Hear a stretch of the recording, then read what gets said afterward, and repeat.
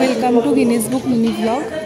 কালকে গিয়েছিলাম রোহিণী কালীবাড়িতে, যেখানে আমরা মাঝে মাঝে যাই। ওখানে কালকে ছিল পৌষ মেলা, এখানে ভাজা হচ্ছে চপ। আমি একটু ব্লগ করছি, হ্যাঁ, আপত্তি নেই তো?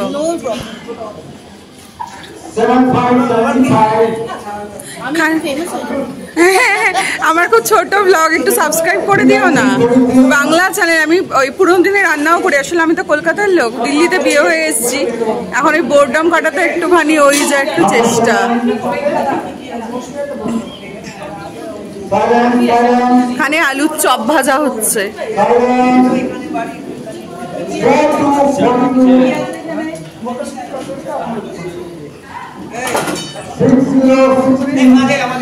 বৌদি সুন্দর সাজুগুজু করে চপ ভেজে দিচ্ছে।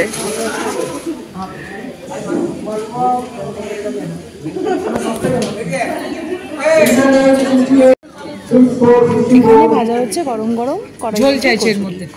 আমরাও এখান থেকে খেয়েছি, খুব ভালো স্বাদের ছিল। কড়াইশুঁটি, কচুরি আর আলুর দম। এনারা এই কম্বোটি বিক্রি করছে। এই তো। আর এখানে বিক্রি করছেন একদম কলকাতা স্টাইল ঘুগনি। এর মধ্যে অল্প করে ছোটো ছোটো করে কুচনো নারকেল, আলু যেরকম হয় কলকাতার ঘুগনি সেরকম।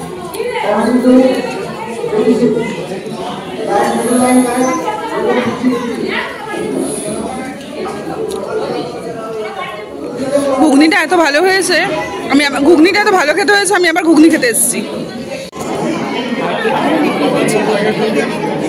তোমাদের নেবো? এই যে এর কোনো নাম আছে? তোমার কোনো চ্যানেল আছে? হ্যাঁ, সুগার কোটেড। ওকে, আমার খুব ছোট্ট একটা চ্যানেল, মানে আমি সবে তাও একটু নিয়ে নিই বলছি। আমি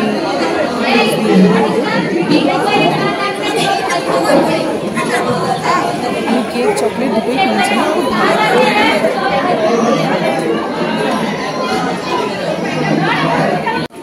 আর এই স্টলটাতে বিক্রি করছে বিভিন্ন রকমের ক্যান্ডেল, বেশ ভালো ফ্রেগনেন্স আর ভীষণ সুন্দর ডেকোরেশন। এই স্টলটা দিয়েছিল এই 3টি মেয়ে, ছোটো ছোটো বাচ্চা মেয়ে। আমি এদের থেকে ক্যান্ডেলও কিনেছি, খুব সুন্দর গন্ধ তার, দুর্দান্ত ডেকোরেশন করেছিলাম। আর এই দিকে ছিল এটা কি আলাদা স্টল? জুয়েলারি। আচ্ছা, একটা করছি। হ্যাঁ, ওরা 3 বন্ধু একসাথে ব্যবসা করছে। এখানে বেশ সুন্দর দেখবেন।